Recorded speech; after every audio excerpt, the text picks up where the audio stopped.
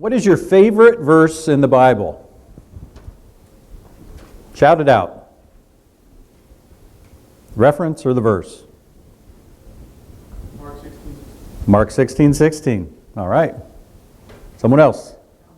John 3:16. 23rd Psalm. There you go.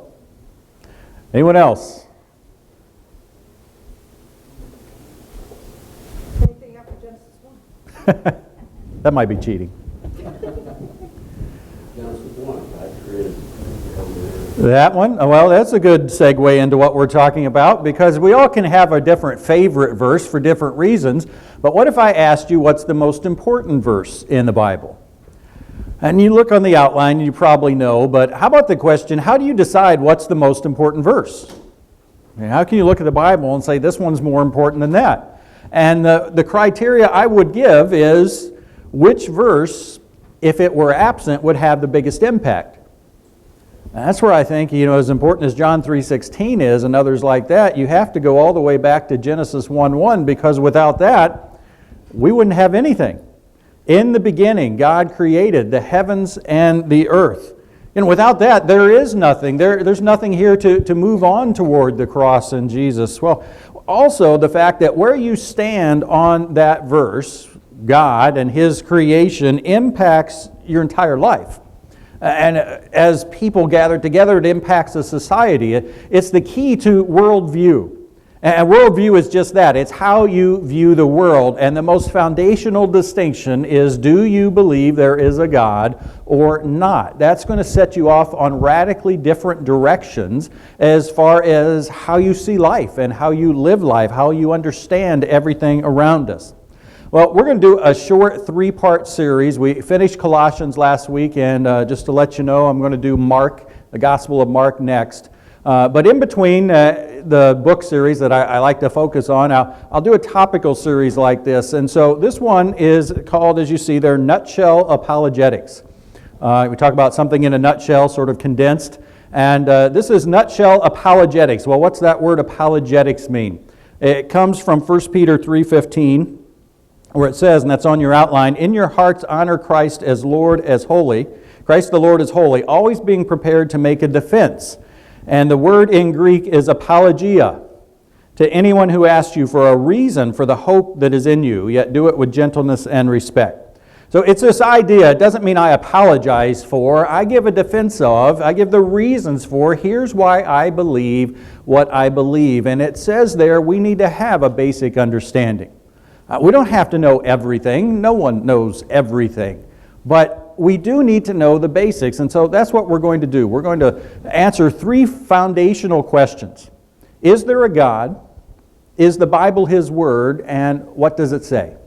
And so we're going to start today with the idea of God. And again, from an apologetic standpoint, reasons to believe in Him, reasons not to deny Him, versus His nature. And we're going to see here, faith in God or not is foundational, literally to everything. Now, before we get that, I want to say 2 things about faith, and these are important. Matter of fact, these might be the most important things to remember, because some of the other details, it's more that you'll need the references to, follow up on and such. But these 2 things you need to understand. First of all, faith is the opposite of sight, not of reason. You often hear that.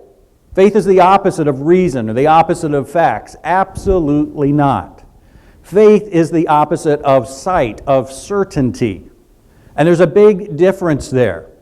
And one of the reasons for that, faith is to understand that faith in anything, including God, is based on evidence and facts. I believe there's a God because I look at the evidence, not because I just have faith.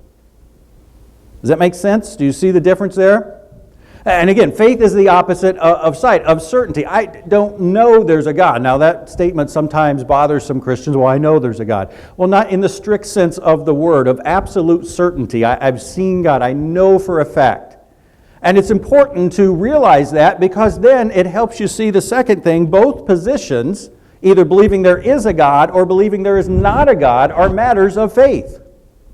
And here's why it's important, because so often non-believers try to point it as, well, if you believe in God, I have science, I have facts. It's faith versus facts. I read the title of a book recently put out, Faith versus Facts, Why Science and Religion Are Incompatible.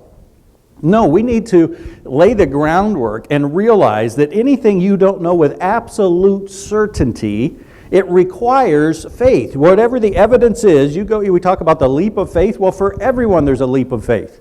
Where's the evidence for God or against God? Well, it leaves off short of certainty, and you have to leap the rest of the way. Well, the question is, who has the bigger leap? People who deny God or people who believe in God? And obviously, I think it's people who believe in God have the smallest gap. And so we're going to look at that today and from that perspective, but realize that. Never let yourself get in a conversation with someone about the existence of God and they put you in the place of saying, well, you have faith, but I have facts. No. We both have facts. We both have evidence. And then we go from there and make our faith position, what we believe or not. So often it is faith in God that's put on trial. Well, today we're going to switch that a little bit and look at people who deny God. And again, the focus here is so that in talking with them, I can help them perhaps come to believe in God. That's what 1 Peter says. I need to be able to give a reason, a defense for the faith, the hope that I have. But I need to do it with gentleness and respect. I'm not trying to hit them over the head. I'm not trying to yell them into believing. But I do need to have some reason, some facts. And there are facts for it. So let's look at this. What do people who deny God have to believe? And I purposely phrase it that way. They have to believe. They have to have faith, just like we do. Well, what do they have to believe? And it starts with Genesis 1:1. In the beginning, God created the heavens and the earth. You realize there is nowhere in the Bible that tries to prove the existence of God. It assumes the existence of God, and for logical reasons, starting with this, because we have stuff. We have creation, so it's a logical assumption to believe in God.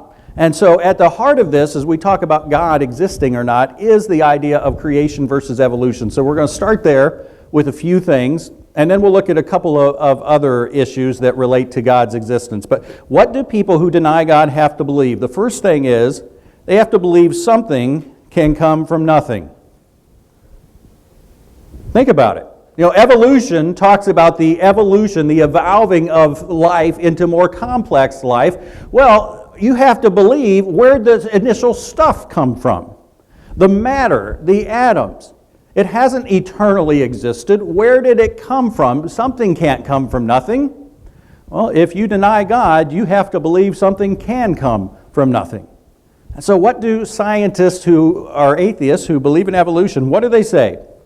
Well, Budimir Zdravovich, and boy, that's fun to say, isn't it? Zdravovich. Those Russians have the best names.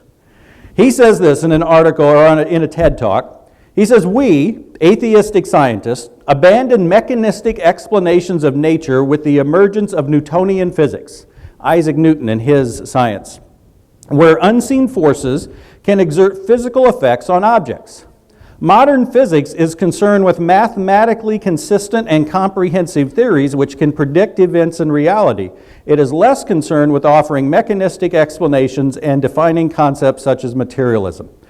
Now, you're probably ready to go to sleep about now. I had to read that over 53 times, and here's what I got from it.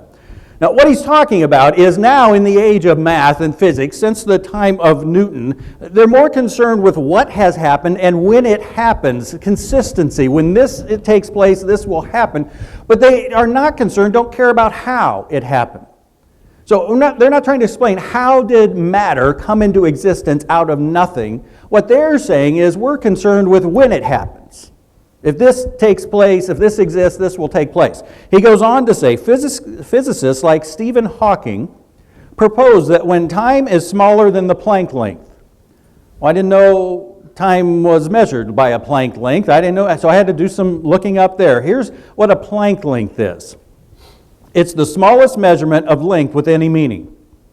Now, do you ever stop and think that you could always say, you have, say, an inch. Well, you could have half an inch, and you could have half an inch, and half of that, and you could just keep going, right? Forever and ever and ever. Well, what they say is there's a point where there's no sensible way to go any further. And here's how long a Planck length is. It's 1.6 meters, so, pretty decent size, times 10 to the negative 35th. So you're moving the decimal 35 directions in the opposite direction. So 1.6 meters, 0.16, 0.016, that is a Planck length. Well, Planck time, what he's talking about here is the time it takes a proton to cross a Planck length traveling at the speed of light. So that very, very, very small distance, how long does it take a proton to cross that going at the speed of light? Obviously not too long.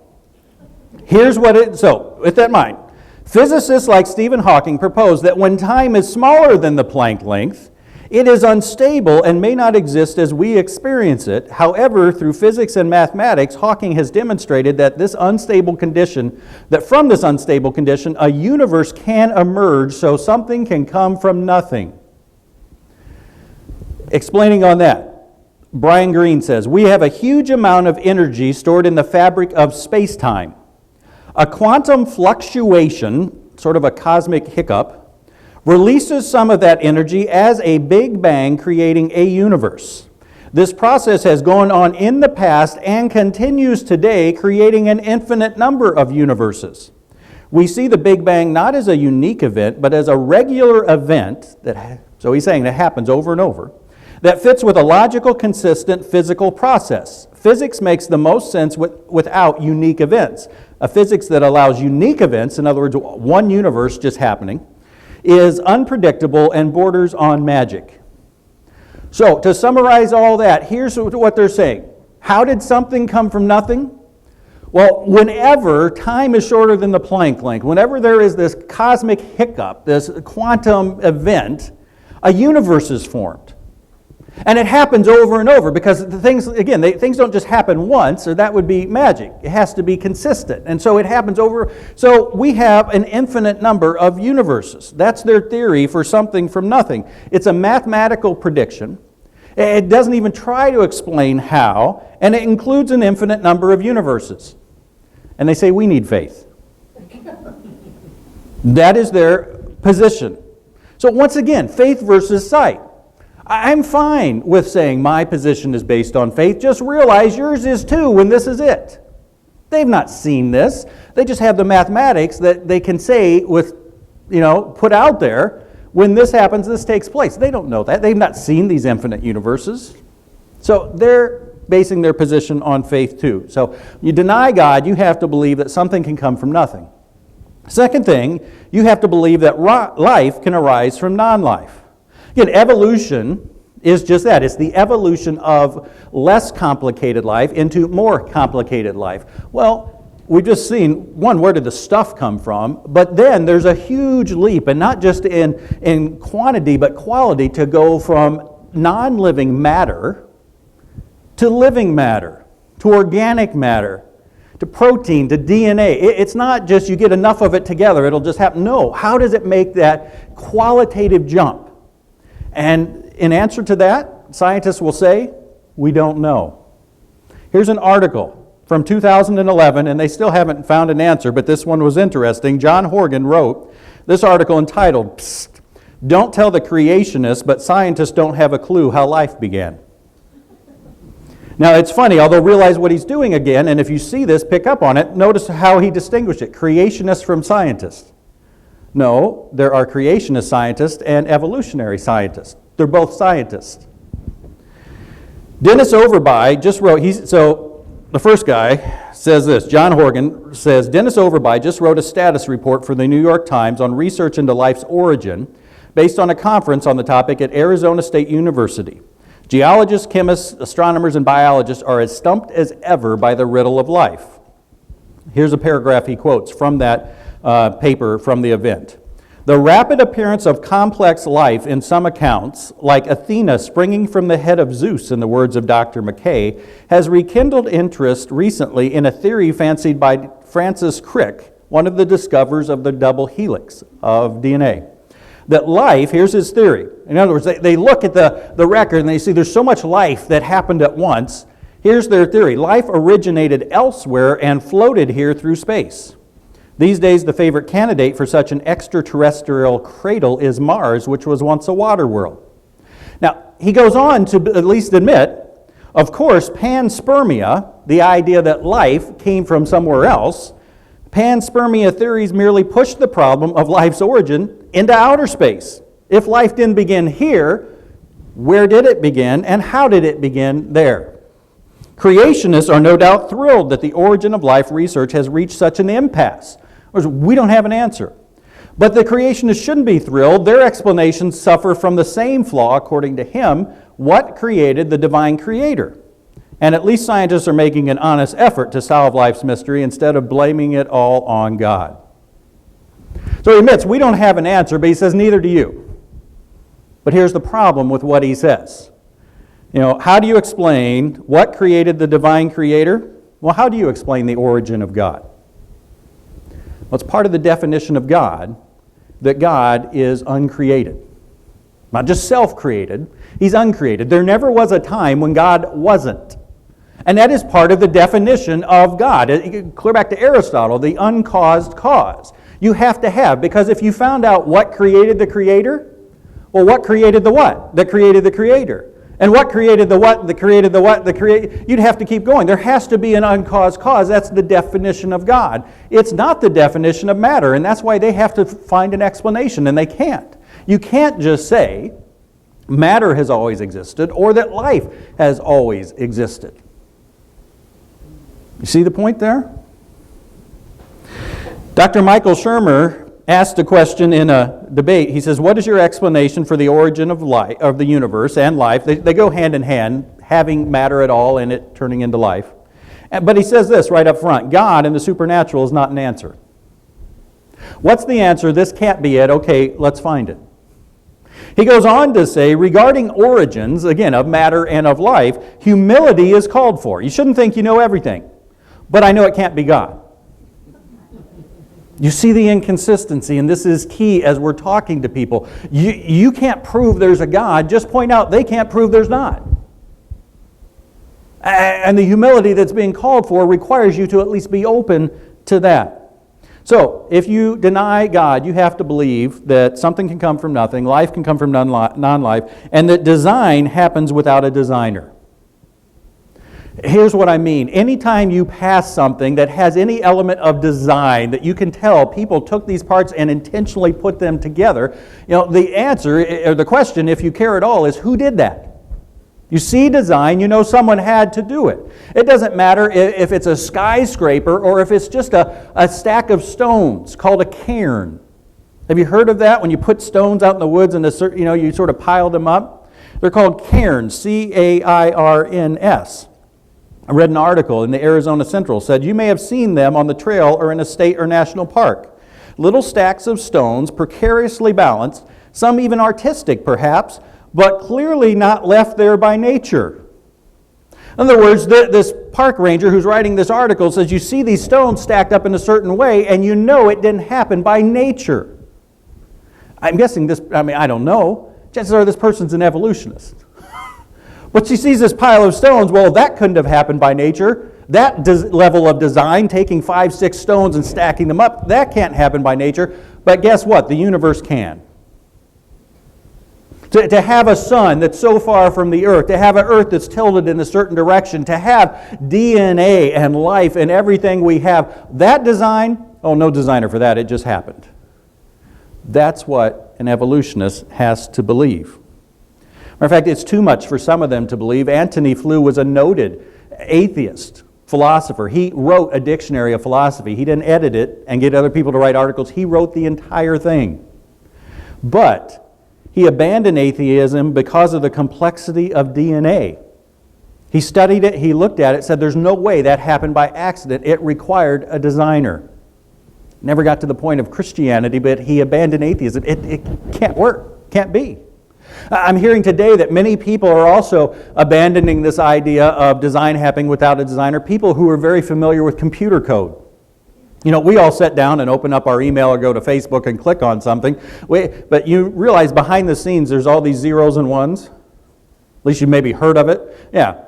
Well, people who are familiar with that, they realize you couldn't just throw a bunch of zeros and ones up in the air and come up with a meaningful computer code. You can take a meaningful code and have someone just move some things around and it will get better instead of worse. And so they're realizing, well, that's what evolutionists say happens with DNA. Nah, can't be. Related to that is you also must reject the second law of thermodynamics. You might be saying, I didn't know there was a first law of thermodynamics. Well, I don't know how many there are, but there's at least two. And the second one says this. It states that there is a natural tendency in any isolated system to degenerate into a more disordered state.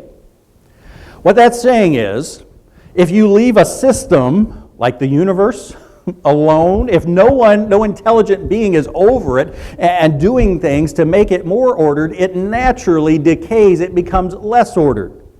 You know, I joked about this. You know, my garage was a closed system for the winter. It didn't get more organized, it got worse. You know, by the end of the winter, things are getting thrown. You know, in fact, it took organization. My friend who was here last week decided he's going to clean up the garage. It now looks great, but that's because an intelligent being came in and ordered it. Well, the same thing is true of the universe. And again, it's not just me, scientists. The second law of thermodynamics, every scientist believes this. Evolution violates it. It says, left on its own, the universe and even life, all these molecules, they got more complex. That doesn't happen. You have to deny that. Those are the things about evolution. There's a couple others when it comes to God, that if you deny God, you have to believe that not a single religious experience has been genuine. What's a religious experience? That's someone saying that God talked to me, that I saw God, He appeared to me, a miracle happened, or even providence. A miracle is a suspension of the laws of nature. Providence is God working within them in a way that just goes way beyond coincidence. All of those are religious experiences. Think about how many claims there have been of religious experience over the years. And I'll be the first to say, I deny a lot of them. Someone comes to me and says, God told me, yeah. You're going to have to really do a lot to convince me of that. But here's the point. Think of the millions, if not more, of religious experience claims over the years. I think many of them are untrue. But here's the point. If even one of them is true, if every one of the millions except one was fake, but one was true, one person had a religious experience of God, what's that prove? There's a God. Now, this isn't the most scientific one, but there might be some people you talk to who are more open to this one. All those claims, granted, throw out 99.9999% of them. If one of them in the history of the world is true, there is a God. That's sort of significant. And then the last thing you have to believe in if you deny God is that there is a credible alternative for Jesus' resurrection. Jesus' resurrection is a historical event, or not. That's the claim, that it did happen in history. It actually happened. And so there are ways to look at it and examine the evidence. And this one is close enough. We can. And, again, we'll never be able to prove Jesus walked on the Sea of Galilee. But this one is open to investigation and evidence. And we don't have time to go into this. You probably heard it in some Easter sermon. But there is no credible alternative. That Jesus died, was in the tomb, and that He rose back to life. And if that happened, well, there had to be a supernatural power that brought Him back to life. In fact, this one is so convincing that same Michael Shermer in his debate said, well, this isn't relevant. As we debate whether there's a God or not, this one's not relevant. Well, how convenient. You don't have an explanation, so just throw it out as not relevant. It is relevant. If Jesus came back to life, there's a God. And so it's another thing. And so in summary, again, just realize it is not a matter of faith versus facts. Don't ever let yourself get put in that corner. Well, I believe things based on faith. You have facts, but I still believe it. No. Both people have evidence. Evolutionists have some evidence. We have evidence. Whose evidence is better? Who has the most evidence? Whose leap of faith is smaller? And when you know just some of the basics, you can make a very good case that our leap is smaller. You can talk to someone and hold your own with them. And if you run into someone who knows more, it's not because they're right and you're wrong. They know more. Find out some more. Ask me. Ask somewhere else. Based on the evidence, whose position is more believable? Well, Christian position is. There is a God. The second thing, what do people who deny God have to ignore? This one's important too. It doesn't prove anything, but it's worth considering. And here's two things. You have to ignore, first of all, without God, there is no meaning to life. People wonder, how did life get here? but they demand, why is life here? And by that I mean the meaning of life. Now, not everyone demands it, but it's been true through history. What's the greatest question? Why? Why are we here? What's the meaning of life? And some people realize that if you don't have God, there is no meaning to life. You know, all the answers without God, well, I just get more stuff. I get more power. You hear people once in a while with all the stuff and power, and they're like, this isn't it. Why? Why are we here? What's the meaning of life? The point is, if there's no creator, then there's no intention, there's no reason for life. And the definition of something that happens without a reason, it's an accident.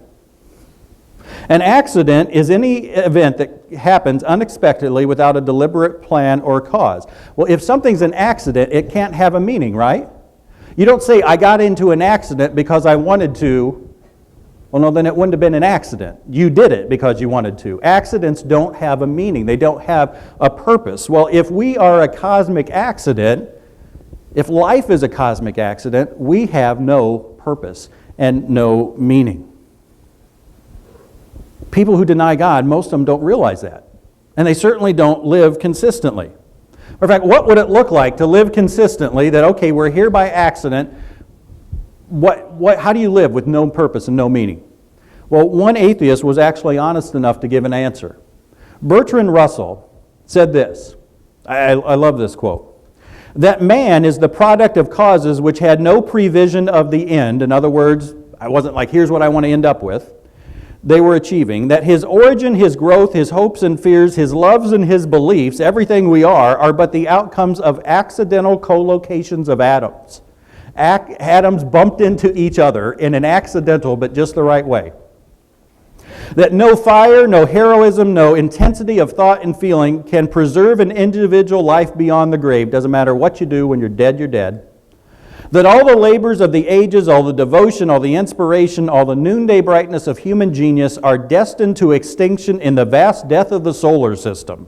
It's all going to burn up.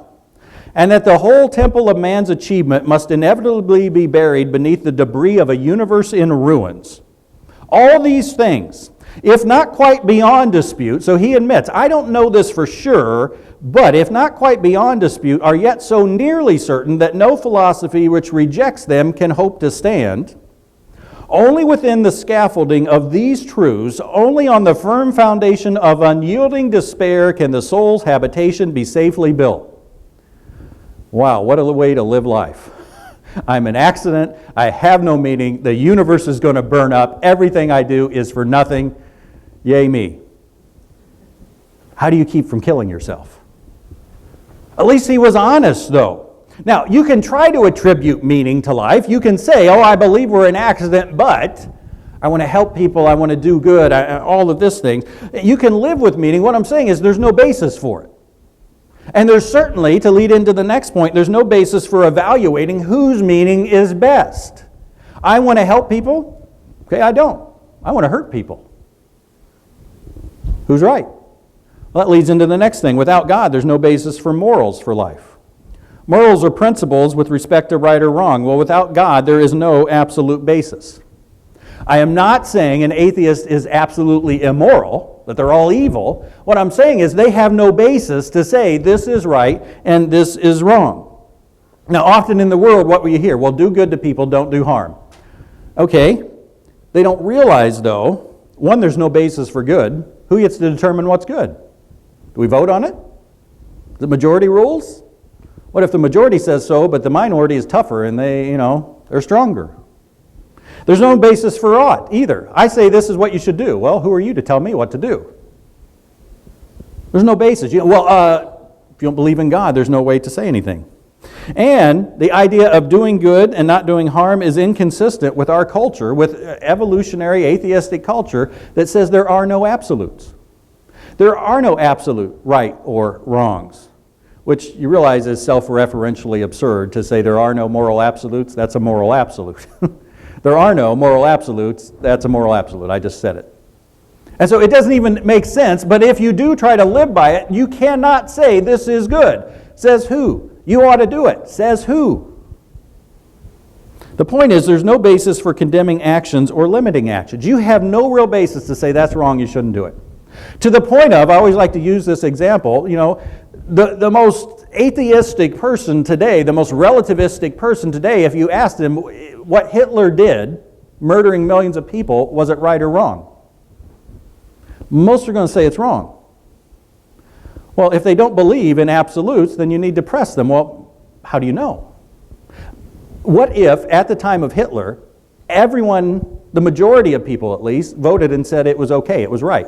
Would it then have been right? Would we now change our view of history and say what Hitler did was right because we took a vote of the world and over 51% of the people said, yeah, it's okay?